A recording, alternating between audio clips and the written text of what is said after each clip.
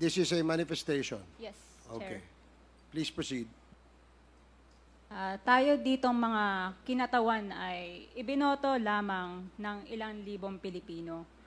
Ngunit ang kasama natin ngayon ang Pangulong Duterte, ang most voted Philippine leader ng 2016.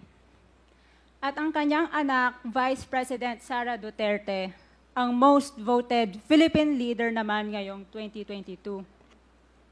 I would like to manifest na gusto ng sambayanang Pilipino ang pagdurog niya sa mga kriminal, durugista at NPA na terorista. Kaya sila ibinoto at patuloy na mahal ng mga Pilipino. Kaya gusto natin ng patas na hearing. Sana sinama natin dito ang libo-libong mga magulang na ang mga anak ay biniktima ng mga durugista. Ang mga ordinaryong Pilipino na naglalakad galing trabaho, tapos sinaksak o pinatay ng adik, lahat ng mga kababaihan, na kahit pati infant na babae ay ginahasa na ng adik. Libo-libo rin ang kanilang mga magulang at mahal sa buhay na wala dito ngayon. Awang-awa ang mga Pilipino sa mga inuseteng pamilyang na ito, kaya niluklok ng bansa ang Pangulong Duterte.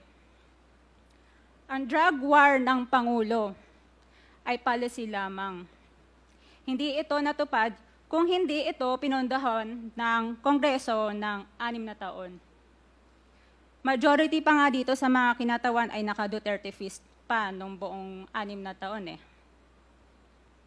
Ang Duterte Youth Party List po ay patuloy na naninindigan sa Pangulong Rodrigo Duterte at pangalawang Pangulo, Sara Duterte, na naglingkod ng maayos, dumurog sa mga durugista, kriminal at NPA na terorista para proteksyonan ang milyon-milyong Pilipino.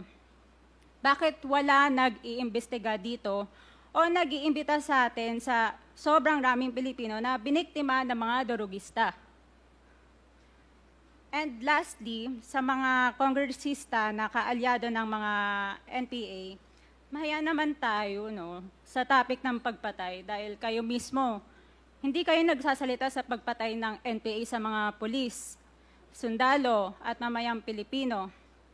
Pati rin po sa mga natitirang resource persons na gusto mag-abogada papuntang ICC, si Attorney Maria Cristina Conti, na kandidato ngayon ng Bayan Muna Party List.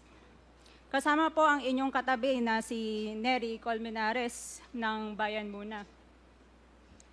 Sa NPA, nire-recruit ang mga kabataan para pabagsakin ang gobyerno at pumatay ng mga pulis, sundalo at tropa ng gobyerno.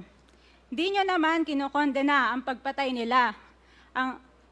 Ang kinokondena nyo ngayon ay ang dalawang naging most trusted leaders ng bansa na todo effort protektahan ang milyong-milyong mga Pilipino.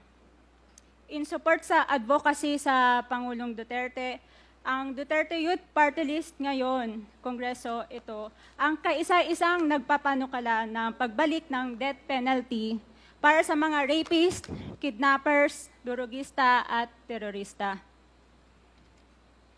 In behalf of the Duterte Youth Party List, kami ay nagpapasalamat sa todong suporta ng Pangulong Duterte at VP Sara Duterte sa mga tropa ng gobyerno at sa pagdurog nyo sa mga kriminal, durugista at NPA na terorista.